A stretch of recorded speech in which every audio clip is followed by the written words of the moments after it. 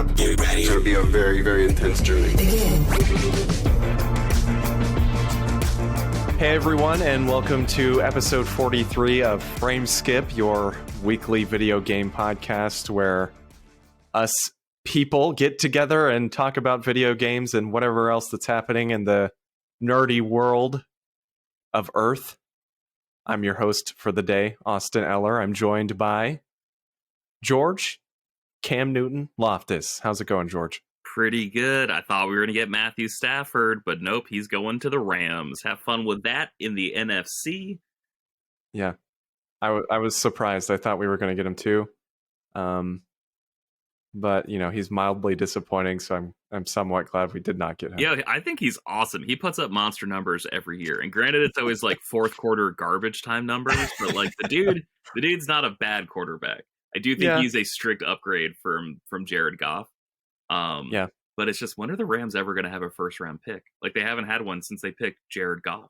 2028, probably. Yeah, realistically, right? Like, it's ridiculous.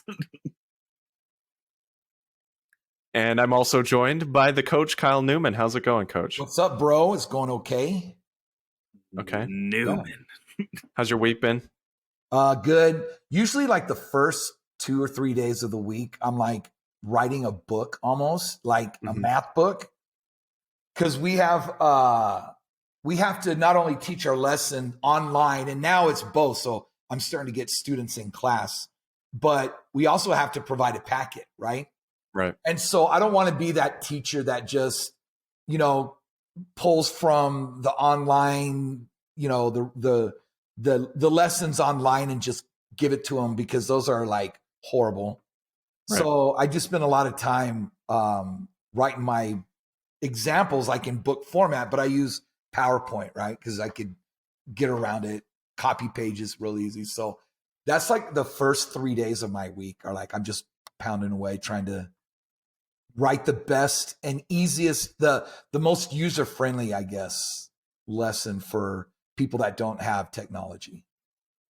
So for the kids that you teach online and you're teaching in person, are you doing that like simultaneously, or do you have like a separate lesson? No, I do it simultaneously because I have a smart board.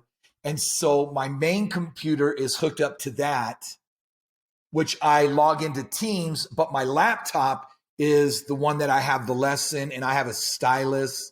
So I have a pretty good setup of how it goes. So you're essentially like streaming your lesson to your class, right? Pretty much, yes. Okay, that's pretty cool. Should put that on Twitch, huh?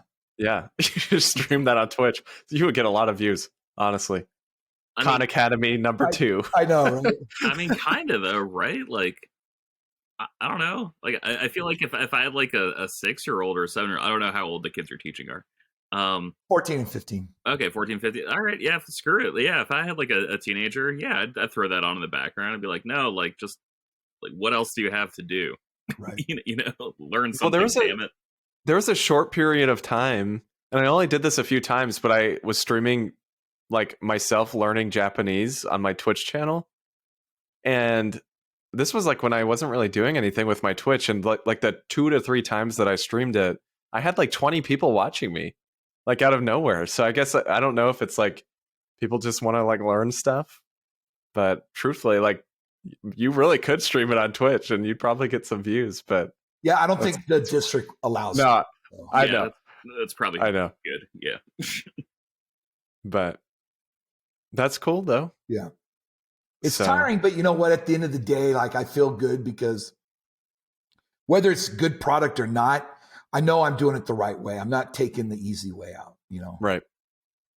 So, Coach, have you had time to play anything this last week or watch anything? Not really, not a lot of time. But what I did have is I knew I was about 3 hours from beating Call of Duty, Modern Warfare, the 2019. So I played last night and I'm just at the last section. So I probably have like 45 minutes, an hour. Just it's the last part. So hopefully tonight I'll be able to finish that up. Where you're like storming the base. Say again? Is it the level where you're like storming the base? Like it starts off with you getting dropped off? And just, right now, I think, no, I'm in Russia right now. I just got dropped off in Russia. Okay. Yeah. So that's where I'm at. I thought that game was awesome, man. Like I thought I really liked that it didn't overstay its welcome, and it at the time it was like one of the prettiest games I've ever seen in my entire life. Yeah, and you nailed it on the head. It doesn't overstay its welcome. And it reminds me in the sense of, you remember playing Ratchet and Clank on the PS4? How every level was like a little bit different. You didn't do the same thing. Yeah. Right? That's what this Call of Duty is. It's not, I mean, yeah, you're going in guns a-blazing, but you're always doing something different. You're playing as this, one of the main girls, you play her as like a young adult when she was, you know, when her world was just chaotic, right? So, oh god, yeah. Wait, when like they start shelling her city or whatever with like gas and whatever, and she has to like sneak around the house to avoid the Spetsnaz. Yeah, it's a year-old game. I don't feel that bad for spoiling it. Also, you guys should play the campaign. It's pretty baller. Yeah. But it's also like the levels themselves are like incredibly short. Like there's that one level where you're like doing like a house search in London, and like that level itself is like 6 minutes, but it's like a very, very well constructed, deliberate 6 minutes where it's incredibly tense, incredibly, I don't want to say difficult, but like just incredibly directed. And it's just such a cool choreographed moment that I really enjoyed in the game. It felt like a big departure from other Call of Duty games, but I really enjoyed it. I think the last Call of Duty campaign I played was, I think it was Black Ops 3. Did Infinite Warfare come out before or after Black Ops 3? I can't remember. The one with Kevin Spacey. That was Advanced Warfare. Advanced Warfare, which came out before. I think it went Advanced Warfare, Black Ops 3, then Infinite Warfare. So I think the last one I played was Black Ops 3, which I really enjoyed. But Advanced Warfare, honestly, was pretty good, Kevin Spacey aside. But Advanced Warfare was awesome because I was really into Destiny at the time, but Advanced Warfare was just faster. But like it had like the extra mobility options that I really enjoyed from Destiny. And then Infinite Warfare was dope. I need to play that game. That game is so good. That game is that great. The one that came with the remaster of the first Modern Warfare? Yes. Yeah. Okay. But so that's a good game, Infinite Warfare? I think it's a lot of fun because like there's levels in it that are like straight up Rogue Squadron, where like you're in these ships, I think they're called jackknives, but like you're just like dropped into like an enemy territory and you're like, we got to take back this resource satellite, and then you have to like actually fly around in your vehicle, and it's just ship to ship combat. It's awesome. It's super fun. You know, and when I was playing it, before we move on, you know, I was thinking about one day, like, when are we going to get another Sam Fisher? Splinter Cell. Splinter Cell, yeah. It's like Blacklist. That was the last one. Okay. Splinter Cell. When are we going to get another game from them? I don't know, man. It's really like Ubisoft is putting him into everything except a Splinter Cell game. It's really frustrating from the outside. And Blacklist was a good game, so I don't know why they halted it real quick. You know, like, that was fun. Well, it's weird too because there's not really like a game of that style anymore. Because you know, Splinter Cell always had kind of Metal Gear to compete with, and both of those series are just gone. So I hope that we get something like that at some point. And I know on PS I Love You, especially, they talk about Siphon Filter a lot. I think that would be now is like the perfect time to bring that series back because there's just a void. Like there aren't really many stealth games right now, but two, there's not really at any of the kind of secret agent, like night vision, you know, type stealth games right now. And it's kind of surprising. IO is making a James Bond game. So but like, again, like, is James Bond like a super sneaky, stealthy spy? Like, not really. No, he kind of just goes in, gets drunk, and has sex with whatever, you know, arms dealer's wife is around, you know. It's more his speed. But no, dude, I'd kill for that. Like, you just nailed James Bond, like in like a 5-second nutshell. I mean, he's European. He's gonna do what he wants to do. You know, what can you say? I work at a restaurant, and like I've got a little bit of downtime, and one thing I've been doing is just like playing through my PSP Go, just like check out which games like still hold up. And like those PSP Go and like PSP Siphon Filter games are still super fun. Like the franchise continued after the PlayStation 1 era, and like I thought like Dark Mirror was really good. That was like one of the PSP ones, and I think like Logan's Shadow was the other one. But like those games kept going until like 10 years ago, and then they stopped. And I'm like, but bring it back. Like, please, Right. God, bring it back. Those were fun. Yeah, so I mean, hopefully, like I said, either with that potentially or Splinter Cell, like I hope we get something like that soon. But George, speaking of stuff you've been playing, what have you been playing this last week? Not a lot of new stuff. I finally got the platinum in Episode 1 Racer. That felt really good to get off my chest. That game is maybe the best Star Wars game I've ever played. And like it just because like in other Star Wars games you're saving the universe, but in this one you're enjoying the universe. Yeah. And like just like being in like a stress-free, I don't have to save the world right now mode for Star Wars is like really relaxing. Right. And also I just love arcade racers. Like I want like new F-Zero, new Wipeout, like give me all that stuff. I bought Extreme G3 for GameCube on eBay the other day. I can't wait for that to come in. Just because. How bad's the platinum for that game? Sorry for interrupting. Oh, if you pay attention and just do one very specific thing, you could probably get it in 5 hours. Okay. It depends how good you are. B, like if you only buy 4 upgrades, like the 4 most important upgrades, and you buy 4 pit droids, right, then you could save enough money to buy all the upgrades. And like that was like the hardest trophy for me was that, just because I didn't realize that was the system. And so every time you die, like your parts gets reset basically, just like a little bit.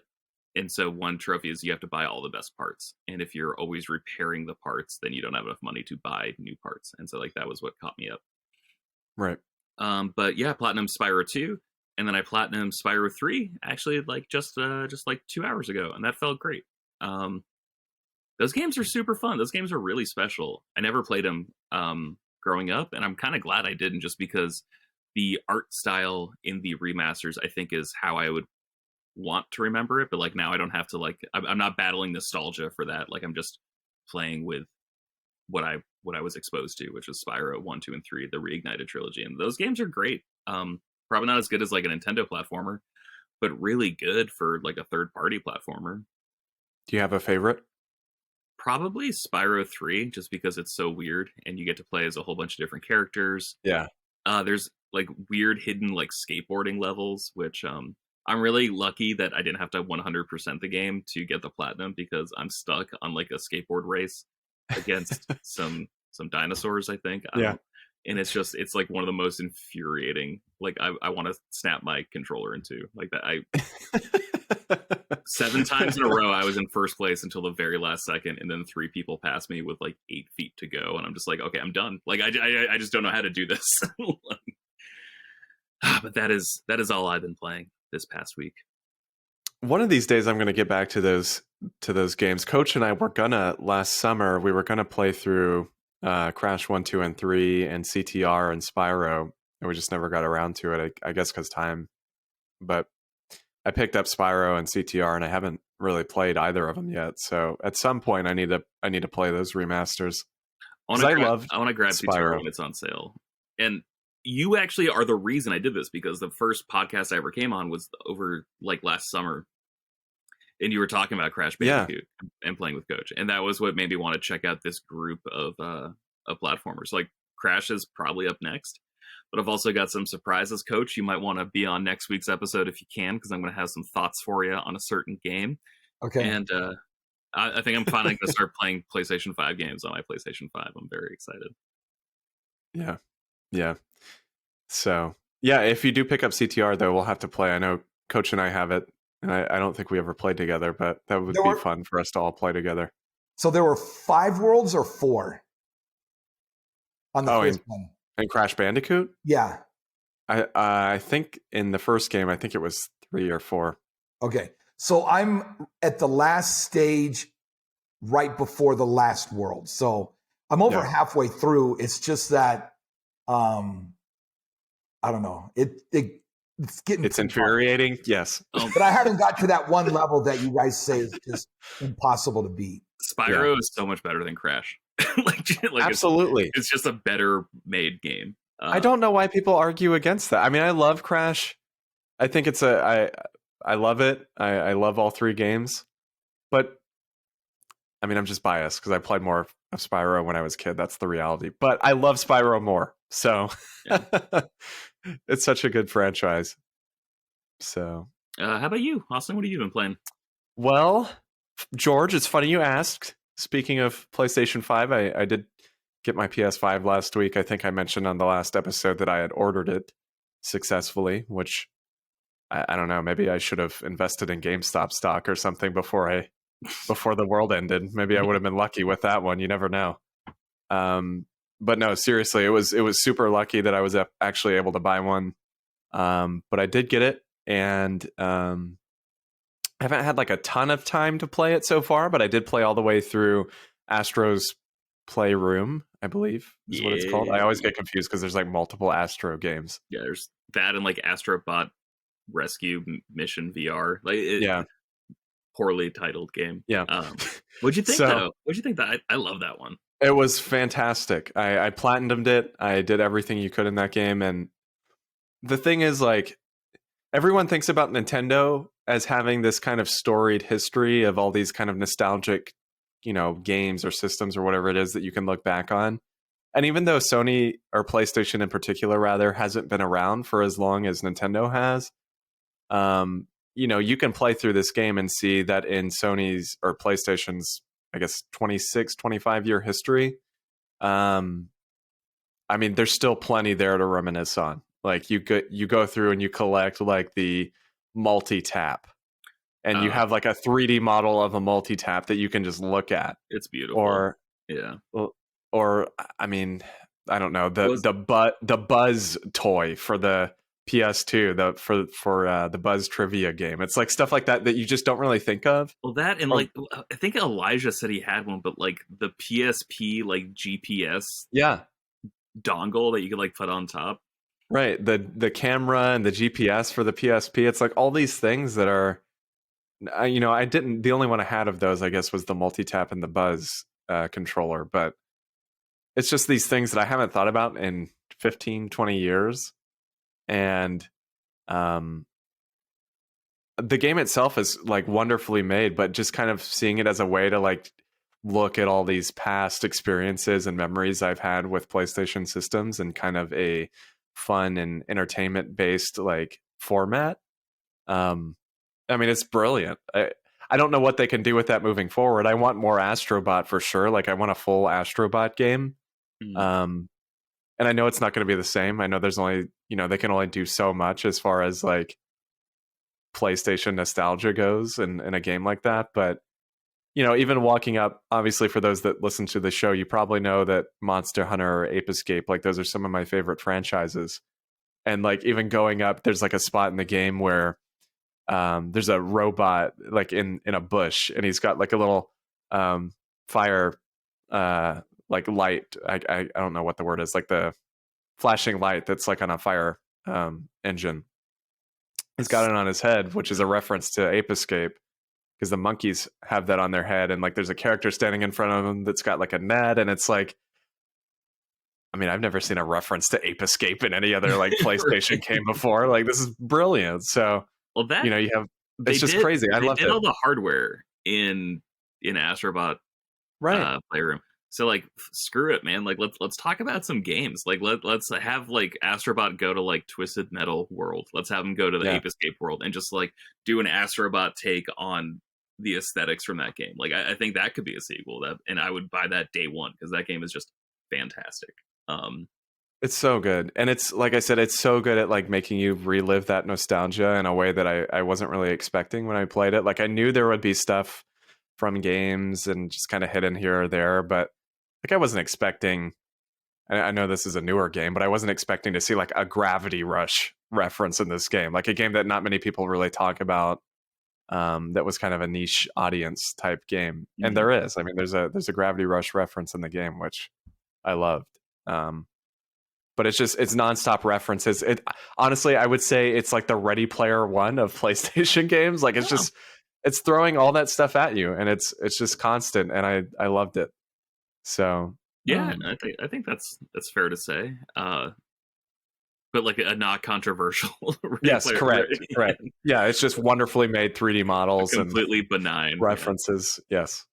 So I love that. I haven't played a few other things though. I played some of Demon Souls, which holy crap, that game is beautiful. Like, I'm glad I bought it, because at first I was a little iffy on buying it just because I have so much stuff to play, but I wanted something that I could kind of jump into that wasn't super story based, that I could jump into kind of randomly, and it's really fulfilling that hole right now, but it's hard. The only Souls game I've played is Bloodborne, so it's still, some getting used to for me, but it's absolutely gorgeous. I mean, the environments are unlike anything I've ever seen in a game. So, and what's crazy about it is it's a remake. Like, it's not even a full, PS5 exclusive kind of title. It's a remake of a game from 2008 or whenever it was. So, it's crazy that that's the game that really shows the PS5 hardware. But, so I played some of that. I played a little bit of Tsushima on my PS5, and the loading times are like just insane. Like, they were already so short, but now it's like 1 second. I was like, how is it better? Like, how could it possibly be better? But it is. So yeah, it is, and the 60 frames per second mode is great. It's super fluid and it looks gorgeous. So, but those are the main things I've been playing. I did pick up Miles Morales. I played a little bit of Bugsnax.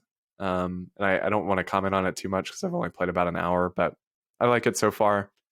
It's pretty good.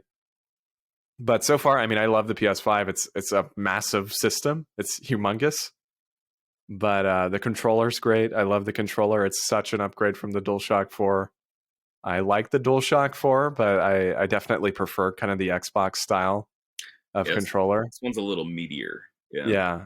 It really fills that hole again. Like I said before, made that metaphor already, but it works super well, and I'm super happy with it. So I'm excited to dig into more stuff as it releases. I mean, like I said earlier off air, I think the next big game I'm looking forward to on PS5 is Resident Evil 8. And I did play that demo again. Gorgeous on PS5. So cannot wait. But are you playing on a 4K TV? I am. Oh, okay. I am. So I need to go through and play 7. That's the only one I haven't really played. Besides 6, I didn't even. The thing is, I haven't even played 6 fully. I think I beat Leon's campaign in it because it's split in. Or two, though, realistically. Yeah, it's not a bad game. It's just it's not the same. It's really not Resident Evil. So it's kind of hard to recommend that game unless you like really just love the franchise, I think. That was like I remember I bought that game and I played probably like a half hour of Leon's campaign. And the reason I felt comfortable doing that, because that was like one of the first big games I can remember being on like a huge discount sale. Mm-hmm. Like the very first game I remember was Burnout Paradise, where like that game was like $8.99 with all the DLC. And that was like the first time I was like, oh my God, digital games are great. And then like my senior year of college, Resident Evil 6 came out and it was like $13. And at that point I was like, I don't like horror games. I've never played Resident Evil, but like $13 it's not going to be wasted on this game. Right. It was a little wasted on that game just because, like I said, I played a half hour or half of Leon's campaign. But yeah, that game always sticks out to me. It's just like, dude, that was a killer deal. So I did pick up 7 for the Xbox. So I do want to play that before 8 comes out. Mm-hmm. So I don't know. We'll see. You should. I mean, it's a really good game. It's different. It's I think the first person style is pretty unique, and it doesn't quite feel like Resident Evil to me. I think that's, as much as I love 7, that's part of what throws it off a little for me, is like I definitely prefer that style of the 2 and 3 remake. Like that just feels like Resident Evil to me, and 7 doesn't quite fit that, but it's still really good. It's very scary. I mean, it's a hard game. It's more survival horror. You really have to think about your ammo and stuff like that. And I loved 7. Like I said, I just think the bigger issue for me is like it didn't really have like Leon or Claire, like those characters that everybody loves. And it seems like we're going to get more of Chris in 8, so I'm looking forward to that. But anyways, did you sorry, hold on. Did you also fall in love with the 9'6" woman? Lady Demestricu or whatever her name is? I don't even know what her name is, to be honest with you. I don't know how to say it or how to spell it because it's a lot of weird letters. It's French, I think. I think it's like fake French, I think so. but yeah.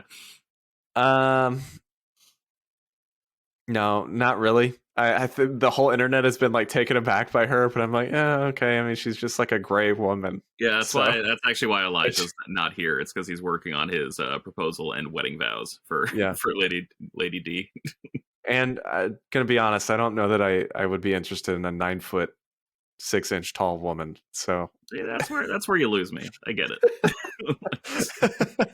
Depends how sexy she is, right? She's got some moves, I think. Yeah. Mm-hmm.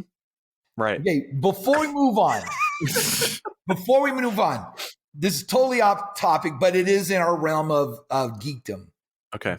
Guess what turns 8 years this year? What has an 8-year birthday? Me. No, that's not a person. So 2013. Internet / YouTube sensation. Oh Lord. The Retro and Modern Network. No, the Harlem Shake. Oh. Okay. Oh yeah. Remember how fun those were to watch? Like, yeah, we weren't in a bad time, like, like we are now. But that was just fun to watch because everybody, like people in sports, or it didn't matter, like even business people were doing it, It was fun to watch those. So yeah, turns 8 this year. Well, I'm disappointed you didn't say the Retro and Modern Network because it was also 2013 and that changed the world. Yep. Now we're just watching Busset challenges, which is fun, but in a different way. What's the verdict on TikTok here? I watch it for it's funny. There's some really funny things, but then you get people that sit there and talk about their feelings and how their significant other cheated on them. You just pass. There's some really, get out of here, you bummer. Yeah. There's some really like very creative, funny TikToks. I don't have an account. I have the app so I could just watch it. Right. Yeah. If it makes its way to Twitter, that's when I'm like, okay, like I will watch it here. I don't really actively seek out TikToks. I'm not bashing on it, but also I don't want that app on my phone.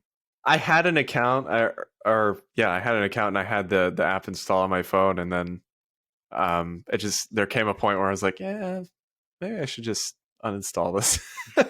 Well, like if it bubbles up to Twitter, then I'm like, all right, this has got to be good. It made its way. I agree here. So one thing though that I will say is that during all of the riots and all the protests, you got to see firsthand what really happened. Like you didn't have to worry about watching something on Fox News or CNN and they're going to kind of change it and mold it their way for their viewpoint. It was straight up, this is what's happening. I do think it's interesting to have kind of such an easy kind of quick fire social media, video based platform for that sort of thing. I mean, it's become a problem a little bit for like my industry because people will post things on Twitter and they will be like fake images or like images that don't match up. Like recently, actually, I think it was November last year, there was like a big snowfall in North Georgia, which is where I report at. And somebody emailed us in an image and it was like, yeah, check out the snowfall. And I ran it through reverse image search and it was like a 2-year-old photo. So it's like stuff like that can be a little tricky, but I still think the advantages of, like you said, kind of quick fire, super instantaneous, like here's what's happening, can be super useful as long as it's used correctly. So, yeah. And now that it's not, the election's over, it's not as political. Right. Thank God. Right. Thank God. Yeah. Cause I think that's part of why I uninstalled it originally was because I was on there and there would be like people of various parties saying whatever. And I was like, I really can't. I do not care. The worst ones were the pro-Trump stuff, right? I mean, like those knuckleheads out there. I'm being nice and stuff, but I mean, but you just see just how those 3 or 4 months, you just see how mean, ugly people can be. Oh yeah. So yeah. Speaking of not ugly, Seth, Electronic Arts showed off Mass Effect Legendary Edition today, which I know we've talked about this like literally every other week on this podcast for the last 3 months, but I mean, I got to bring it back up again. I think this is like a super big news story this week, so I wanted to focus on it a little bit. But they announced, first off, I know we did, I think it was maybe a month ago, there was that leak that it was going to come out in March, which apparently was not true because it's coming out May 14th. mm-hmm. So, to me, I originally was like, oh yeah, May works a little better than March, but then George and I were looking at the release schedule before the show, and this comes out a week after Resident Evil 8 and the week before Deathloop, which looks really good from Bethesda. So May's going to be pretty packed. So we'll see if I pick it up. But I just wanted to run through some of the details on this, and we can talk about it. This is from Eurogamer. This article is from Tom Phillips. He said, first off, I thought this was interesting that he included this in this article. He said work on this started in 2019. So this is like pretty recent. This is not, which is crazy to think about because people were like, there were so many rumors about this flying around like in 2015, 2016, and they weren't even doing anything with it. So, that was like years prior to them actually even starting on it. But obviously for PS4 and Xbox One, it will be backwards compatible on the new systems and have some enhancements, I think, but it'll mostly play through backwards compatibility. There won't be like PS5 or Series X versions. Really? Has 4, yeah. So all the discs will be either Xbox One or PS4 version.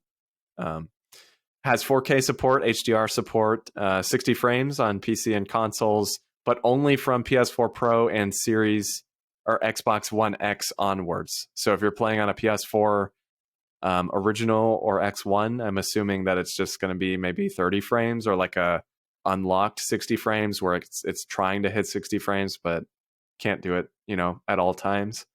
They did say it's going to include all single player DLCs, which I want to say they said is like 40. Yeah.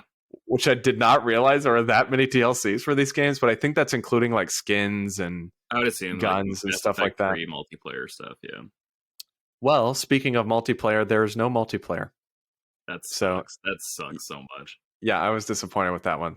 So Mass Effect 3 originally had that kind of horde mode multiplayer, which has been cut from the Legendary Edition. They did say they're going to adjust the game to account for that, because if you remember, in Mass Effect 3, there was essentially a system where if you played the multiplayer, it affected your single player game. I forget exactly how that worked. So it was for galactic readiness. And I think it worked as like a multiplier almost. Like you could basically do like what it wanted you to do was like 5 or 6 missions, and then that would like up your galactic readiness for like the final battle in Mass Effect 3. But the problem that was super annoying, but it was also smart game design, was that it would go down if you didn't keep playing. So it basically just wanted you to like play 6 and then like play like 1 or 2 a day after that to keep going, and then hopefully you'd buy some weapons or skins or whatever. What's frustrating though, just trophy wise, and I know you guys don't really care about trophies, but I'm just going to inject it right here. I care about trophies. Yeah, how many platinums do you have, Austin? 34. Do you really? Oh, that's significantly more than I thought. Oh, okay. Yeah. I take all back. I'm sorry. I was 33 or 34, I think. I was for absolutely no reason, and I'm very sorry. You don't care about trophies, Austin. What's annoying trophy wise is that completing all of them on like their insanity difficulty with friends was like a way to get one of the trophies, and without that you have to beat like the horde mission style levels in Mass Effect 3 on insanity by yourself. So like that's a little frustrating. It's just like, oh man, this trophy was way, I don't want to say easier because it was still hard, but like it was at least more enjoyable because you were playing it with friends as opposed to just doing like the wave horde mode by yourself on like a derelict space station or whatever. Right. I played a lot of the horde mode, the multiplayer one at least. It was really fun. I think actually Seth and I played quite a bit of it, if I remember right. But so yeah, they again, no multiplayer in this. They said no version yet for Switch, but they kind of alluded to there potentially being a version for Switch at some point, which is interesting. Sadly, this was a little frustrating to me. Apparently, Mass Effect 3 only has the extended cut ending and not the original. So there is no way to access the original ending in Mass Effect 3 on this trilogy, which is a little disappointing. Isn't that the most controversial? Is that the one that was very controversial? It was, but I think all of us that have played Mass Effect here, for as far as me, George, and Seth, I think we are all in agreement that like we were all happy with the original ending. Like I didn't even play the extended ending. Yeah, I don't want to spoil. I'm not going to say anything that happens story-wise, but like basically the game comes down to a final decision where you have to choose one of 3 options. And I think people thought like, oh, that's the ending to the game.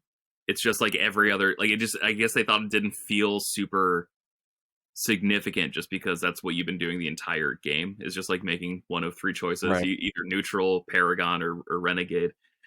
And like Austin and I think we talked about it last week or 2 weeks ago, where it's just like, no, dude, like that's not the ending of the game. The entire game is the ending of the trilogy. Like you just played a 34-hour ending.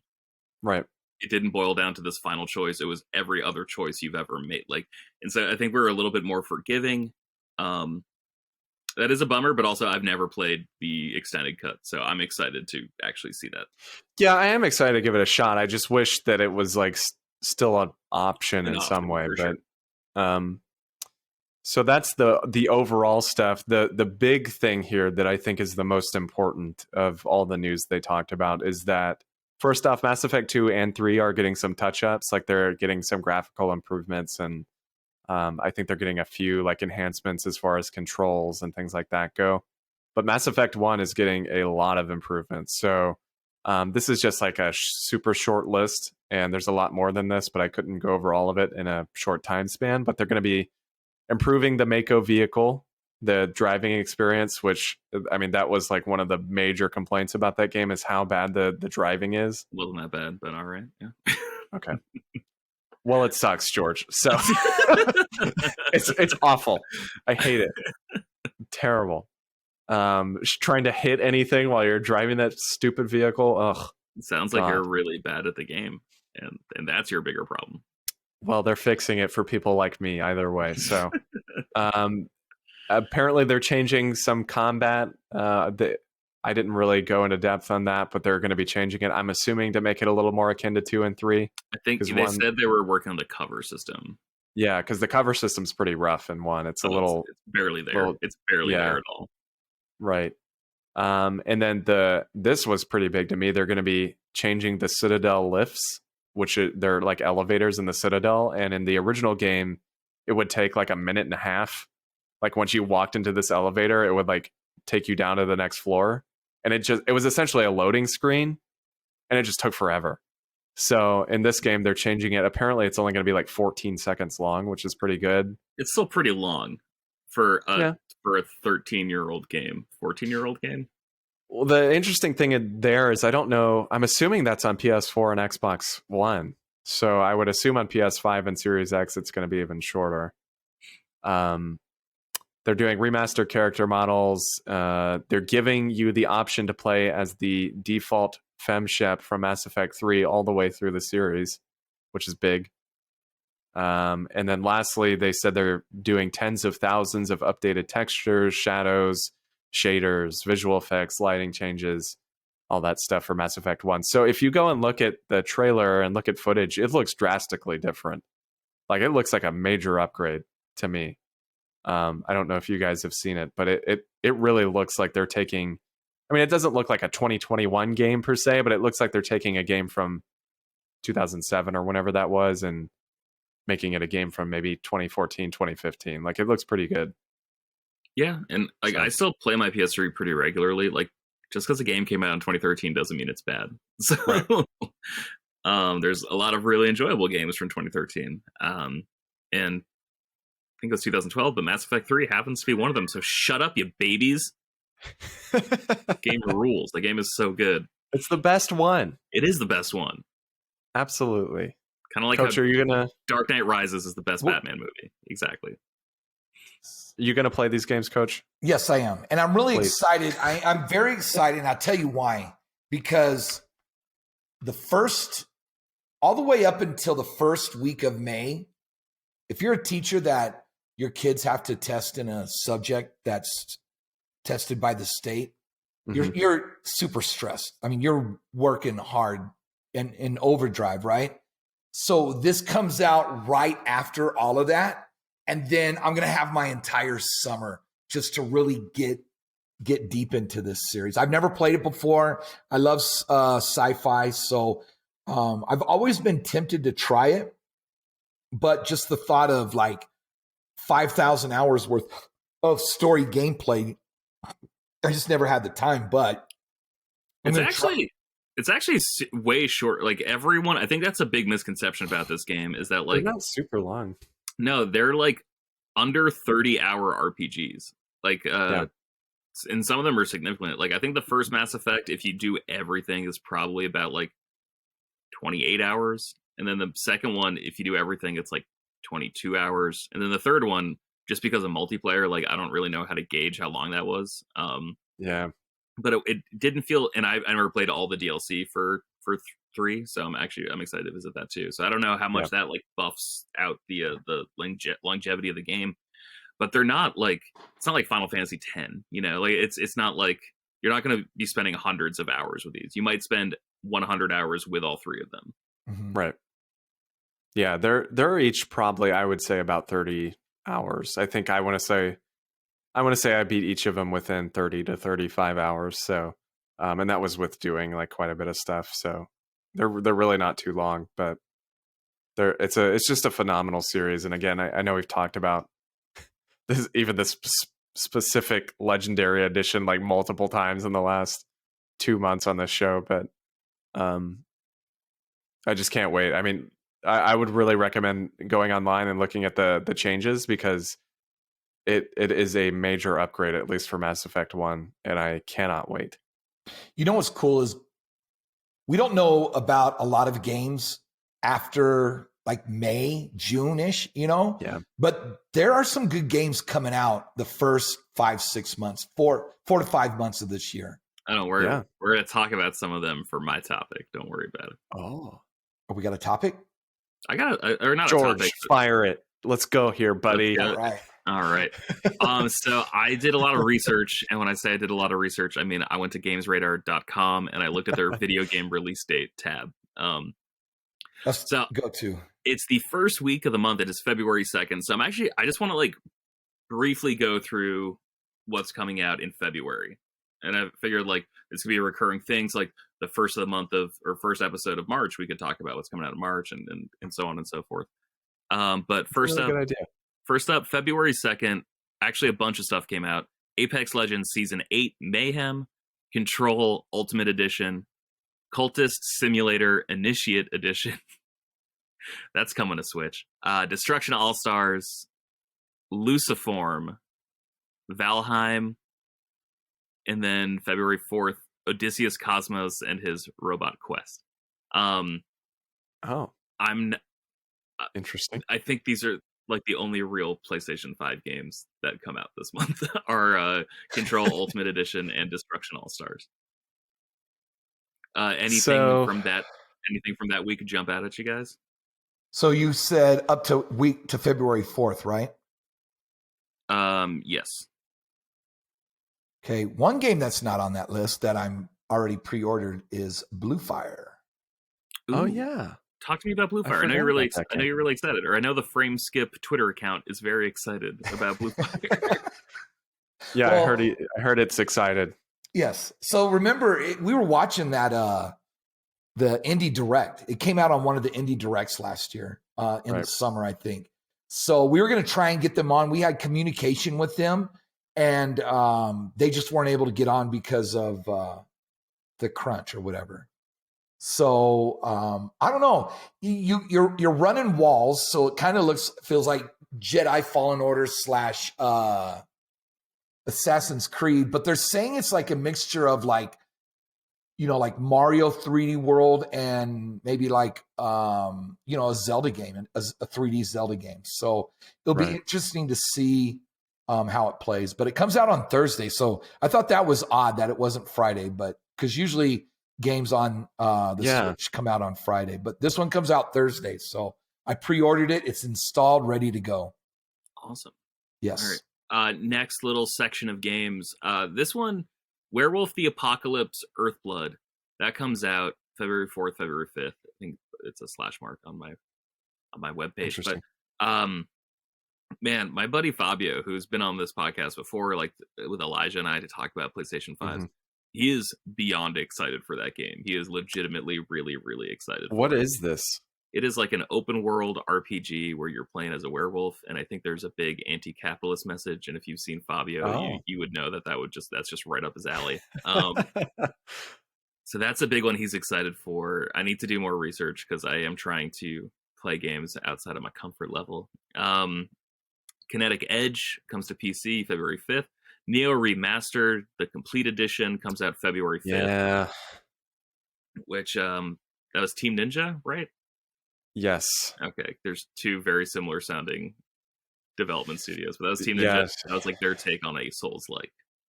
I really want to, not when it comes out, obviously, because I just bought Demon Souls. But at some point, I do want to pick this up because I never played Neo before.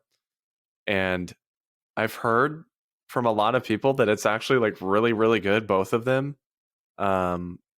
So, and it's, it's Japanese kind of style. And I've heard the combat's kind of unique compared to typical Souls games. So at some point, I do want to pick this up. Yeah. Also, if you have those games on PlayStation 4 and you have a PlayStation 5, those are free upgrades. Let's see. After that, we've got ReZero, Starting Life in Another World, The Prophecy of the Throne. I've never heard of that before. Ampersat comes February 6th. Scarlet Hood and the Wicked Wood. Okay. February 10th to PC. Death Crown comes to PlayStation 4, Xbox One, Switch, February 11th. Little Nightmares 2 comes to all platforms, it looks like, February 11th. Galgun Returns comes February 12th, so we'll ask Elijah how that was, probably. That's like an anime game with pretty girls, right? Did any of you guys play Little Nightmares? The first one? Did not. No, but I vaguely remember that game. I didn't play it, though. I remember it. I already it was pretty good reviews. Yeah. From what I remember. Well, that company's owned by Microsoft now, right? I feel like they were one of like the 5 people they acquired, like that one big E3. Honestly, I don't really know. And if so, that would make that a Game Pass game. So that's exciting. Yeah. Then we got Rover Wars for Xbox One. That looks like a semi-exclusive. And then the middle of the month, February 12th, Super Mario 3D World and Bowser's Fury. Coach, have you pre-ordered this yet? Usually, like Nintendo games like that, I don't pre-order because I just go. Because they're never going to get more, like they're never going to get cheaper anyway, so it doesn't matter. Exactly. And the reason why is Switch games at Walmart are $10 off, so $50. So I'm just going to pick it up at Walmart. I do have that one pre-ordered, and I cannot wait. Let's see, February 17th, 30XX comes out, which I believe is a sequel to one of my favorite games called 20XX, which is just what is it about? Oh, yeah. That was actually awesome. I think did you go to that PAX East? Oh, it's like the 2014. Yeah. The Mega Man, like that's where we met. Yeah, it is a roguelike starring like in like a Mega Man like world where every time you drop in, it's just a completely different layout, and it's up to you to get all these like little pieces you need to upgrade your character. It's one of the hardest games I've ever played. I was never good at Mega Man, but there was something about this that I just found really charming. And it was, the PAX where I met Austin and Seth and Elijah. What year was that? That was when we were there. 2014. Coach, George, I don't know if we met. Did we meet? I know for a fact I took at least Seth and Elijah to a Jimmy John's. I think you met Seth and Elijah, but I don't think we actually met.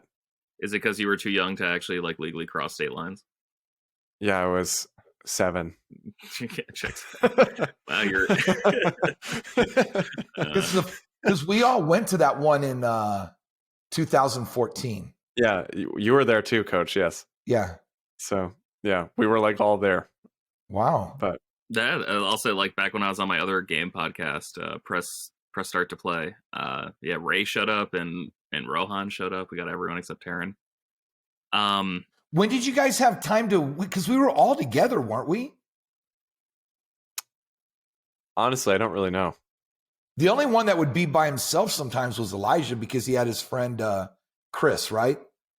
Yeah, I think we were together for the most part. At least me, you, and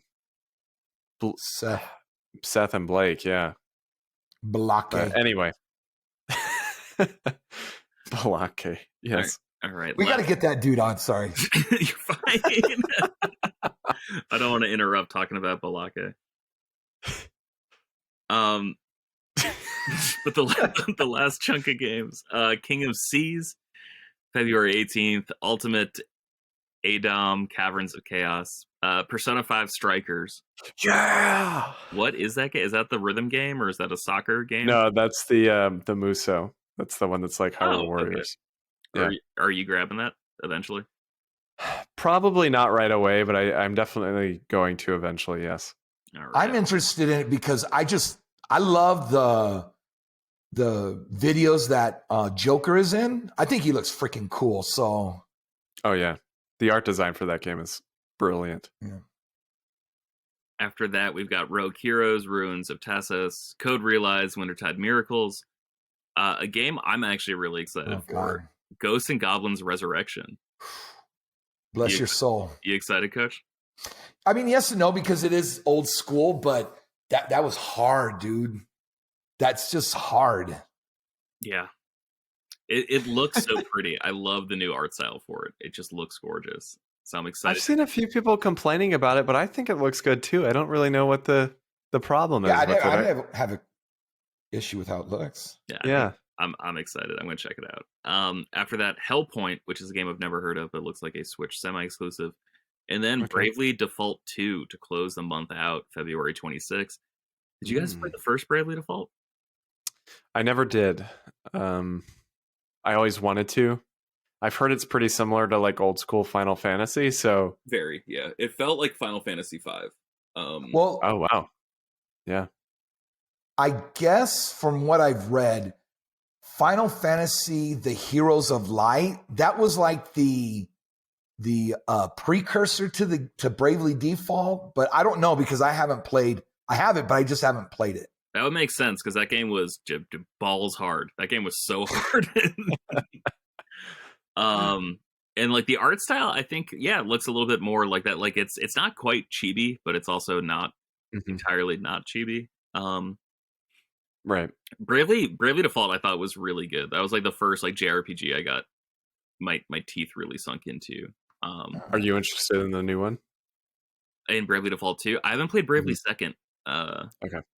So I kind of fell off the series. So I'd probably just knowing like how JRPGs work. I don't know if I need to watch a video on like what actually happened in Bravely Default because I haven't played that game in like 6 years. My understanding is that they're all kind of like Final Fantasy is, where they're separate stories. But I would look into that first. Yeah, sure. I certainly don't know, but that's just what I've heard. That's the only reason why I'm somewhat interested because I've never played any of them. But if that is actually the case, then I probably will pick this one up at some point.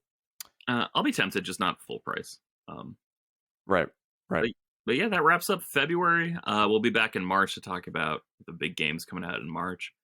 So, George, let me ask you this. Oh, yeah, please. What games do you see yourself purchasing for this month? I don't see myself purchasing any of these games, to be honest. Oh, really? Yeah. Okay. I pre-ordered Destruction All-Stars, but that was canceled when it became a PlayStation Plus game. I'm excited to check out Control, but that's another PlayStation Plus game this month.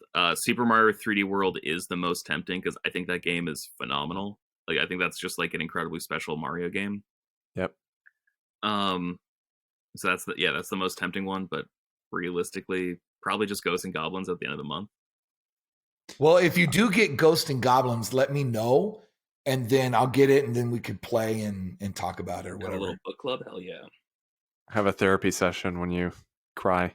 Good Lord. When we beat the game, but we didn't beat the game. Yeah.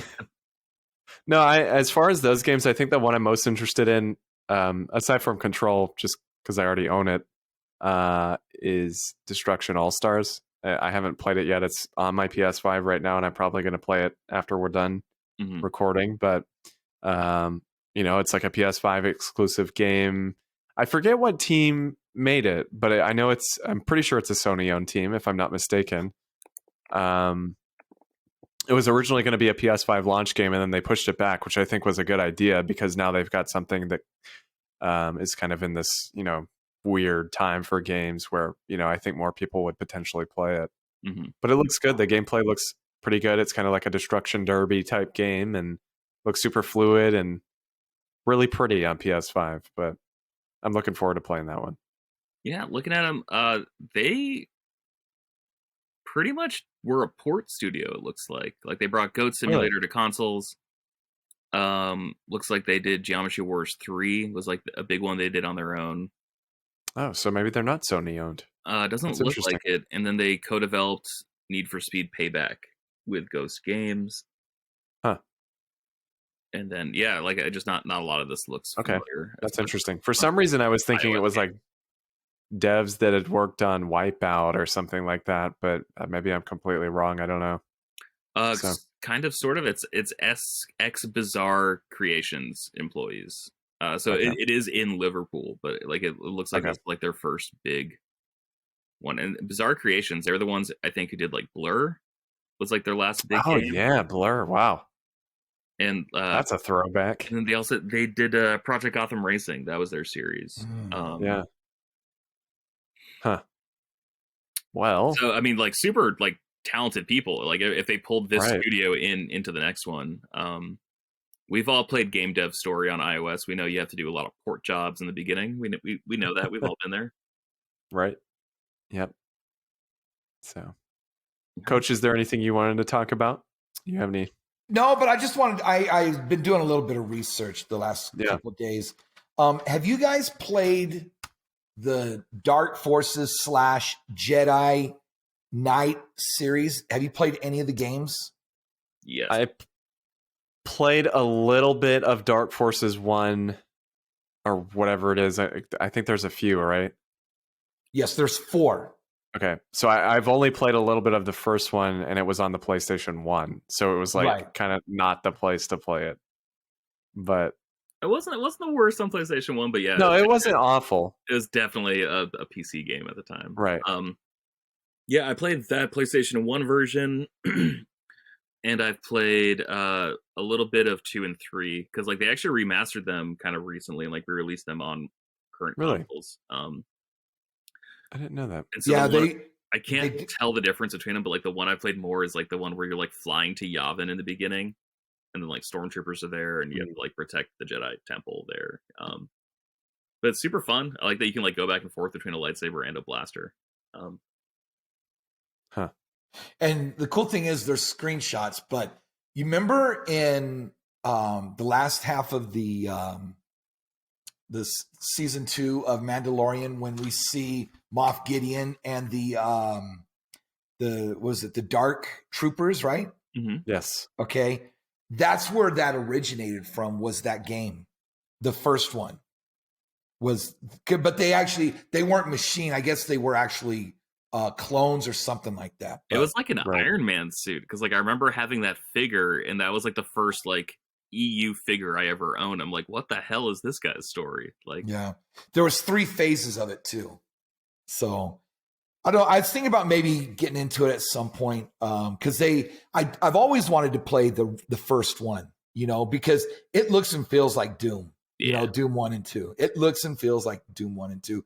And it's not that long. It's about 8-9 hours, I think it is. So, but there is a remaster, it was a mod, but I can't get it to work because it cleans it up a lot.